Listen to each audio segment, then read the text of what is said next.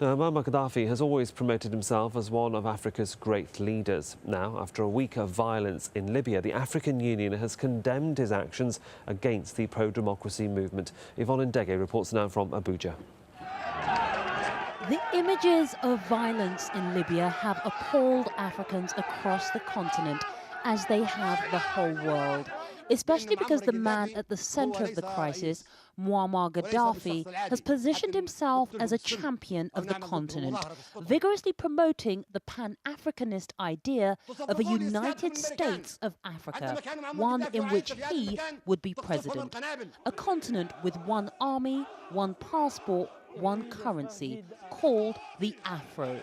So what will become of Colonel Gaddafi's vision if he's toppled from power in Libya? The exit of Muammar Gaddafi in Libya will have some tremendous consequences on the capacity, especially in terms of the tremendous energy and resources that he has dedicated towards ensuring that African unity, or what he calls an African continental government, comes into force. The African Union, which was to be Gaddafi's vehicle for the idea, ignored him when he was its chairman last year. Despite that, the Libyan leader used his country's vast oil wealth to influence some in the organization, spending billions of dollars on everything from aid, the military, humanitarian and infrastructure projects, to buying expensive gifts and building monuments dedicated to African leaders. Focusing on getting the poorest and most fragile states like Chad, Central African Republic and Niger to buy into his ideas and broaden his popularity. If he goes, the African Union will be seriously out of pocket. The organization released this statement on the crisis. The AU condemns the disproportionate use of force against civilians and deeply deplores the many human lives lost so far.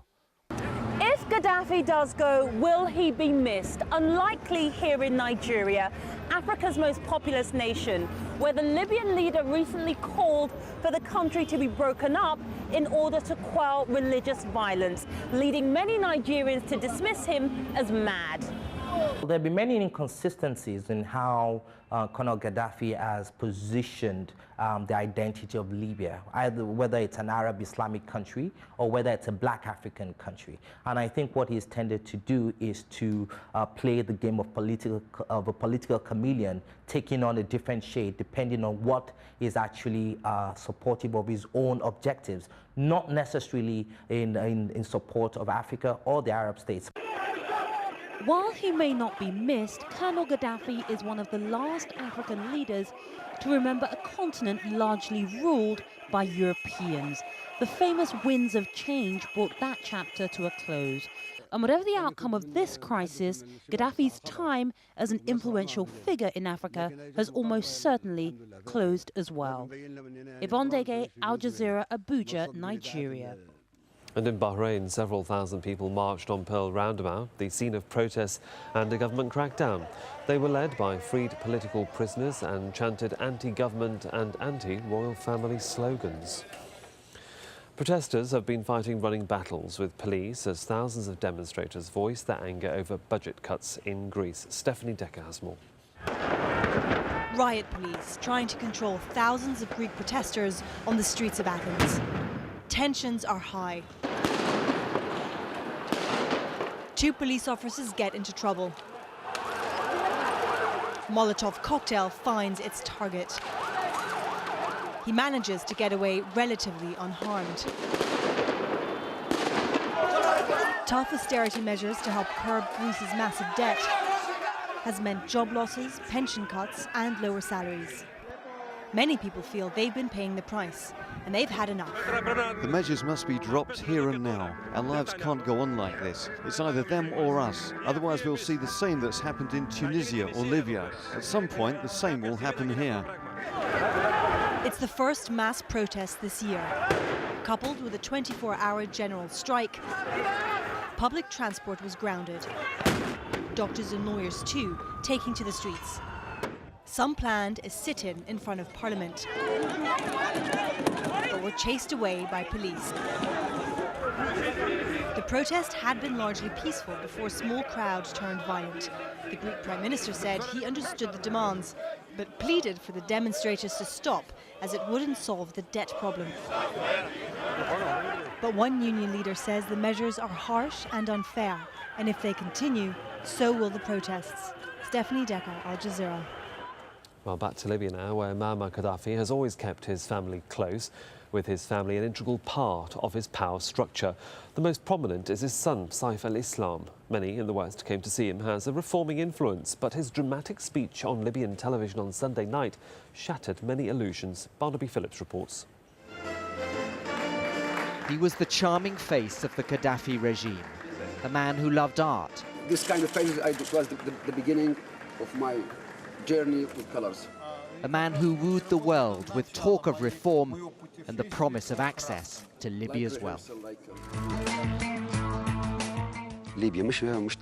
Saif al-Islam's rambling televised speech came as a shock to those foreign admirers. He said drug addicts, foreigners and Islamists were plotting against his father, who would fight to the last bullet.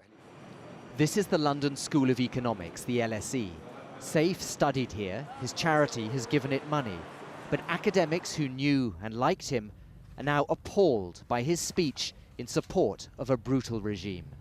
Here was a man, I think, under huge stress and personal circumstances, now torn apart by this tension between, on the one hand, loyalty to his father and family, and on the other hand, the reform of his country. This was almost a tragedy of Shakespearean proportions being played out in front of us. And when he came to make his final judgment, he made the wrong one. This is the library at LSE, and inside we managed to find a copy of Saif al-Islam's doctoral dissertation, which he submitted in 2008, more than 400 pages long. It's entitled "The Role of Civil Society in the Democratization of Global Governance Institutions." Let me just show you a highlight or two.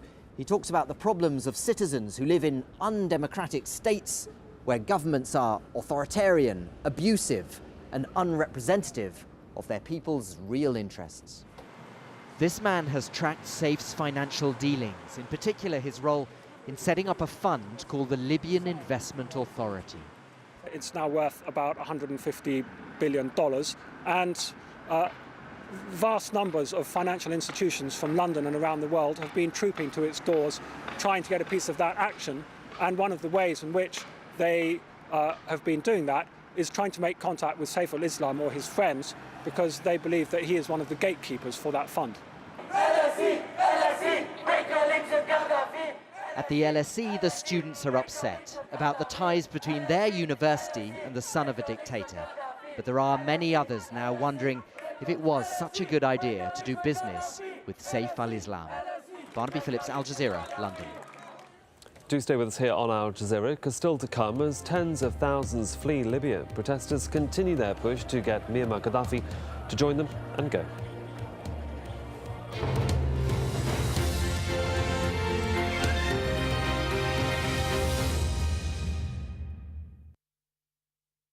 He's taken stolen goods and he's now dumping them on